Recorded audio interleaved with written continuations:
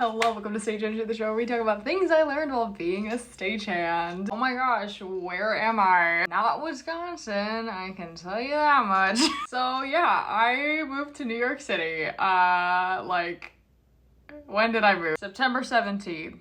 So like 2 weeks ago. I totally meant to like record this video like last week, but I it was chaotic. Yeah, new chapter in the life of Maria Miller and stagehanding and all of this stuff, and it's been a lot already. So why did I choose to do this? Why am I here? What's the move? Like, am I on a show? Am I doing something fun? Why? So I am what certain people would call unemployed.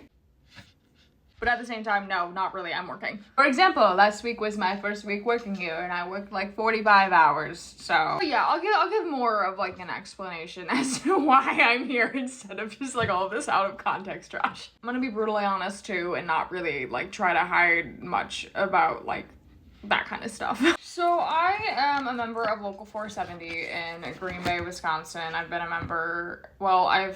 a card holder since like January of last year, but I didn't become like an actual journeyman until December of last year because I was just a card holding apprentice to start out. And so like with my local back at home, I get like a decent amount of work. Like I can pay the bills and like I can do all of that if I'm living with my mother. Now, I am 22 years old, which is like a totally acceptable age to be living with your parents. And like, I mean, no shame on anybody who really does. It's a hard industry to really live on your own, like sometimes with how low pay is in some places. But I was kind of like not vibing. Like, I love my mother, but socially we get along a lot better when we don't live under the same household.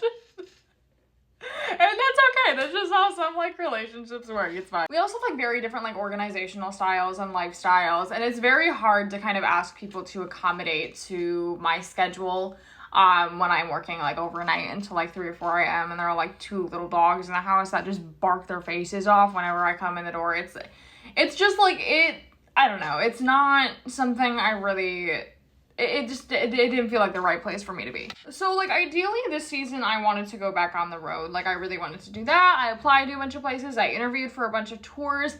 But I got nothing. And there was part of me that was like, well, why don't we just like try going back on tour with like the same company that we were with like last season? And I like thought about it and I was like, I don't like going back to jobs like that. I don't know, unless if I had like a really great time and I'm like, okay, I can see myself doing more with this company or like going one step further. But like, I mean, yeah, I was an assistant on that tour. I just never saw myself desiring to be anything more than an assistant or to like work my way up from any position. So it just didn't seem like a job that would help me move forward in my career. I just also don't think I was like networking in a way that I wanted to, like while being represented by that company and while representing that company, because it wasn't working to my advantage. And so like middle of summer was rolling around and like all of these different companies were like pretty much finalizing their seasons and contracts and all that stuff, and I didn't have a job.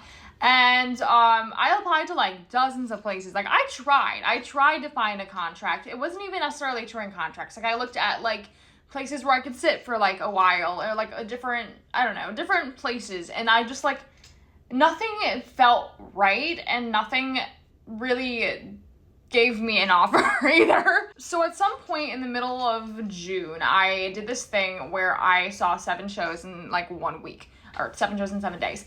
And I like posted it a lot more on my Instagram and all that kind of stuff. So if you want to kind of take a look at it, you'll have to scroll back a bit, but it's on my Instagram, which is also Maria Does the Arts. And one of the big reasons why I did that was just because I felt like so lost, because I was like, I don't know what I want to do. I was in that like post-college, like, I don't know what I'm going to do with my life.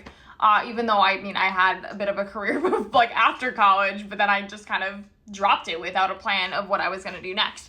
So I was like lost. And so I decided like, okay, well, how did I start in theater? I started in theater by watching shows. So why don't I just do that again? I just wanted some inspiration, I guess. So I went to different places in the country that week to see different performances. Like the first day I went to the Muni in St. Louis to see a show.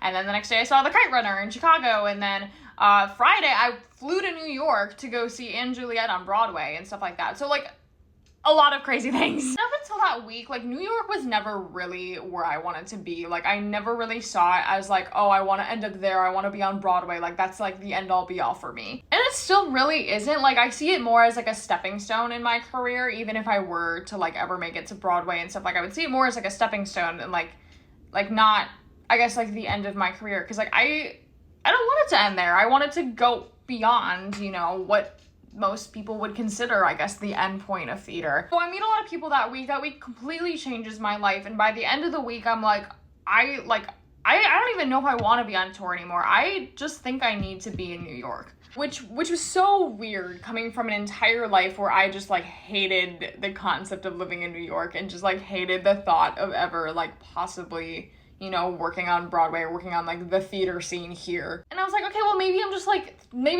in the zone, like, cause I don't know, like I obsess over things sometimes and like thoughts and ideas and all that stuff. Like maybe I just need to give it some time and then it'll just fade away. And then I moved to Alaska for a month to do the job that I had last summer, and that's all I could think about was just moving to New York. And then I got back in August, and then I just could not stop thinking about New York. So eventually I was supposed to go back to Alaska in September, but like I just like it felt so wrong to me. Like it just didn't feel like the right place I needed to be.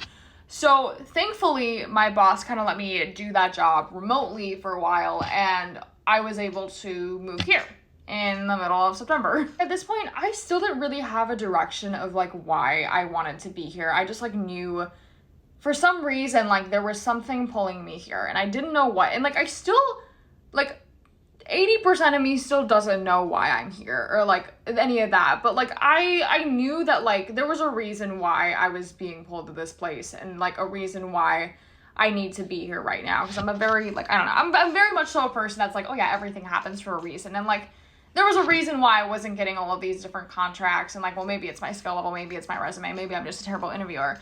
But I was also just like, I don't know if that's necessarily the case. I just don't think that that's like the direction people see me going in the moment. Like, or maybe that's just like the direction I shouldn't be going in at the moment. Maybe I need to take a new, fresh perspective. And also like being an IATSE member, like I heard a lot about Local 1, and I heard about like its differences and all of that kind of stuff, and I just kind of like wanted to learn more about it and experience it, because like the New York theater world seems so like separate and distanced from like everything else, and like I don't know, like I just wanted to kind of just like learn about it from my own perspective. So yeah, I did a crazy thing, and I just like picked up my entire life without a job, and I moved here, which may sound anxiety inducing, and it was entirely. And you know what? Sometimes it still is. So like I didn't have a job, but I did have a direction, and most importantly, I had a network here, which wasn't something I realized until I saw those like 7 shows that one week. Up until that week, I didn't think I really had anyone in New York that like cared about what I did in the industry, or like wanted to work with me, or wanted to like help me move forward in my career.